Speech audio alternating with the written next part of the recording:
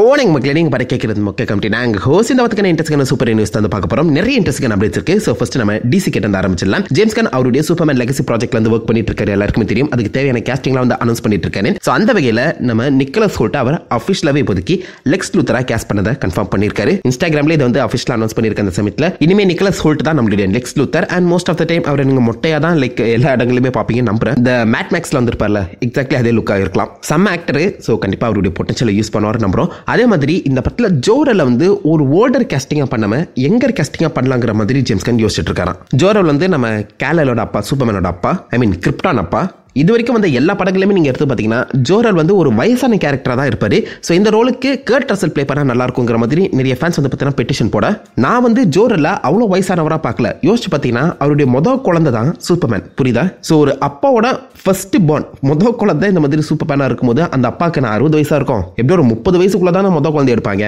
So அப்படி பார்க்கும்போது இந்த ரேஞ்சுக்குள்ளே தான் ஜோரலில் தேடிட்டு இருக்கேன் அப்படிங்கிற மாதிரி ஜேம்ஸ் கன் சொல்லியிருக்காரு.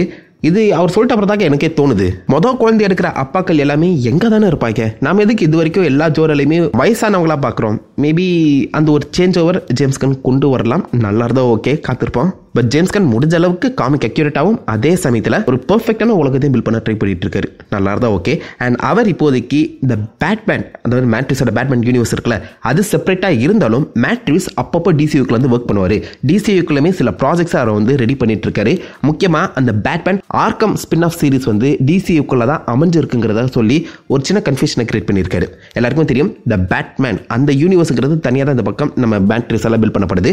ஆக்சுவலாக அந்த யூனிவர்ஸை டிசியூக்குள்ள கொண்டு வரலாமாங்கிற மாதிரி ரெண்டு பேருமே பேசியிருக்காங்களா. மேட்ரிக்ஸ் தான் இல்லை இது செப்பரேட்டான யூனிவர்ஸா இருக்கலாம்ங்கிற மாதிரி ஒரு ஐடியாவை கொடுத்திருக்காரு. அண்ட் அந்த யூனிவர்ஸ்ல இப்போதைக்கு பென்குயின் ஒரு தனி சீரிஸ் வரப்போகுது. அதை தொடர்ந்து காத்தம் சிட்டி போலீஸ் டிபார்ட்மெண்ட் ஜிசிபிடின்னு சொல்லப்படுற ஒரு தனி சீரிஸுமே வரப்போகுது. அதுல மிக முக்கியமா ஆர்கம் அசைலம்குள்ள இருக்க அந்த இன்மேட்ஸை பத்தின தனி சீரிஸ் வரப்போற மாதிரி மென்ஷன் பண்ணியிருந்தாங்க. உள்ளதான் நம்ம ரிட்லர் இருக்காப்ல, அதே மாதிரி ஆப்வியஸா நம்ம ஜோக்கர் இருக்கலாம் மீட் பண்ணி பேசுற மாதிரி காமிக்கப்பட்டிருக்கோம். அந்த ஆர்கம் சீரிஸ் இப்போ டிசியூக்குள்ள வருதான். ஸோ அது கன்ஃபியூஷனாக தான் இருக்கு எனக்கு. ஐ மீன் செப்பரேட் யூனிவர்ஸ் முன்னாடி சொல்றீங்க, இப்போ என்னடா அந்த பேட்மேன் யூனிவர்ஸோட ஸ்பின் ஆஃப் இதுக்குள்ள வருது, அதையுமே மேட்ரிக்ஸ் தான் ப்ரொடியூஸ் பண்றாரு அப்படிங்கிற மாதிரி மென்ஷன் பண்றீங்க. ஒரே குஷ்ட பாப்பா, இது என்ன மாதிரி கொண்டு போறாங்கன்னு தெரியல. மொதல் படம் சூப்பர்மேன் லெகசி வந்தாதான் இந்த படங்கள் என்னென்ன மாதிரி அமைய போது, இது கம்ப்ளீட் ரீபூட்டா, சாஃப்ட் ரீபூட்டா, புது தொடக்கமாங்கிறது எல்லாமே நமக்கு புரிய வரும். ஆனா ஜேம்ஸ் கன் ஏதோ ஒரு குக் பண்ணிட்டு இருக்க, நல்லபடியா குக் பண்ணி கொடுத்துட்றா, தீச்சு வச்சிடாத.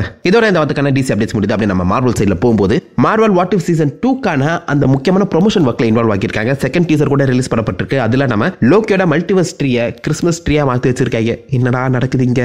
ஆனால் நல்லா தான் இருக்குது, டீசர் நல்லா இருக்குது. அந்த சீசன் 2க்கான ஃபர்ஸ்ட் லுக் ஸ்க்ரீனிங் வந்து பார்த்தீங்கன்னா நடந்திருக்கு. எல்லாருமே அந்த சீசன் ரொம்பவே நல்லா இருக்குங்க மாதிரி மென்ஷன் பண்ணியிருக்காங்க.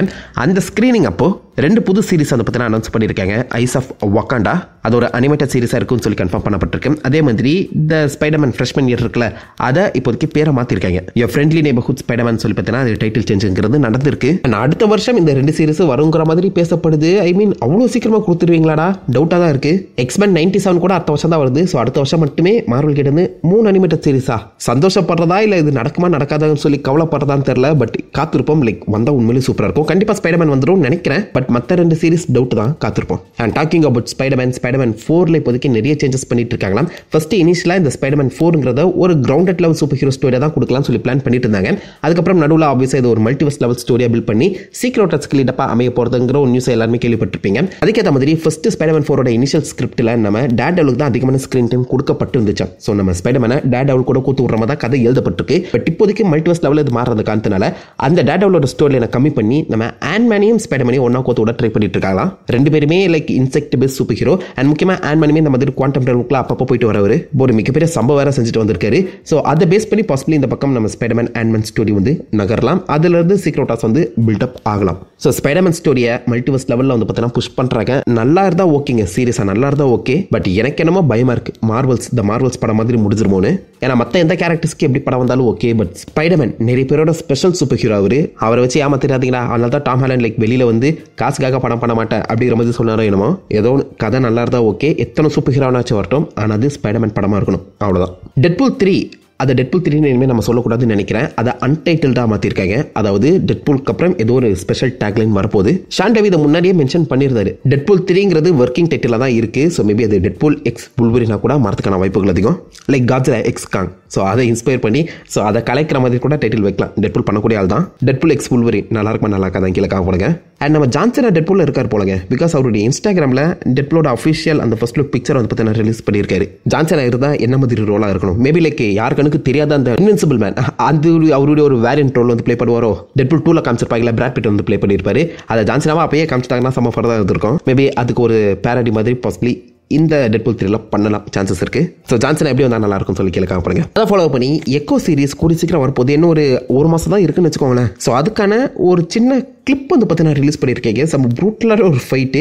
அதே மாதிரி ஒரு சின்ன செகண்ட் டீசர்லேயுமே நம்ம டேட்டவில் டீஸ் பண்ணியிருக்காங்க. லைக் டேட்டவில் ஓப்பனவே நிறைய இடங்களை காமிச்சிட்டாங்க. ஸோ டேட்டவிலோட அந்த கேமியாவே எனக்கு தெரிஞ்சு கொஞ்சம் சீக்கிரட்டாக மெயின்டைன் பண்ணி தான் நல்லா இருந்திருக்கும்னு தோணுச்சு. ஆனால் உண்மையிலே இந்த எக்கோ ட்ரெய்லர் வந்து ரொம்ப நல்லா இருக்கு. இதே மாதிரி சீரிஸும் வருதா ரொம்ப ஒரு கிரவுண்டடான அமேசிங்கான சீரிஸாக இருக்கும். இது ஒரு ஸ்பாட்லைட் சீரிஸ்க்கிறதா ஆல்ரெடி கன்ஃபார்ம் பண்ணியிருந்தாங்க.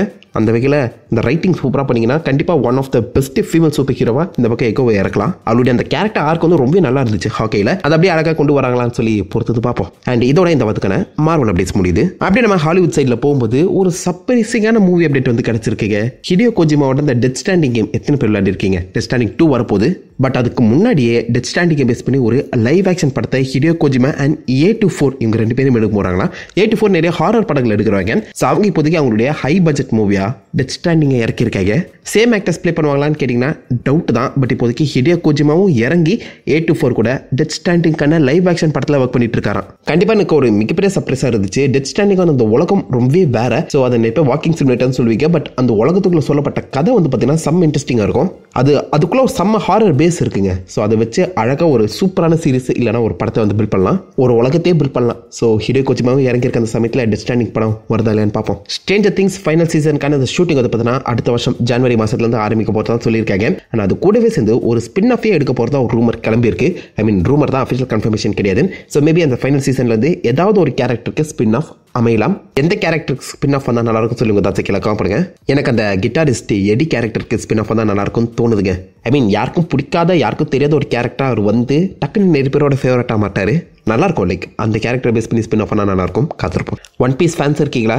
இப்போதைக்கு நெட்ஃப்ளிக்ஸ் வந்து பார்த்தீங்கன்னா த ஒன் பீஸ் அப்படின்னு சொல்லி புதுசாக ஒரு அனிமே சீரிஸை பில்ட் பண்ணிட்டு இருக்காங்களாம். இதுக்கு முன்னாடி வந்து அனிமே சீரிஸ் கூட சம்மந்தப்படாத ஒரு புது ஃபார்ம் ஆஃப் அனிமே சீரிஸ் இந்த பக்கம் நம்ம நெட்ஃப்ளிக்ஸ் பில்ட் பண்ணிட்டு இருக்காங்க. இது ஸ்பின் ஆஃபா இல்லை பழைய அனிமே சீரிஸ் அப்படியே டப்படி ரிலீஸ் பண்ண போகிறாங்களா இல்லை என்னன்னு தெரியல. பட் இப்போதைக்கு நெட்ஃப்ளிக்ஸ் த ஒன் பீஸ் அப்படின்னு சொல்லி புதுசாக ஒரு அனிமே சீரிஸை பில்ட் பண்ணிட்டு இருக்காங்க. எனக்கு என்னன்னு தெரியலங்க. யாராவது ஒன் பீஸ் ஃபேன்ஸ் இருந்தீங்கன்னா இது என்னவா இருக்குன்னு சொல்லி மறக்காம கிழக்காம பண்ணுங்க. அதை தொடர்ந்து சா எக்ஸ் இப்போ லேட்டஸ்ட் எல்லாருமே பார்த்துருப்பீங்கன்னு நம்புறேன்.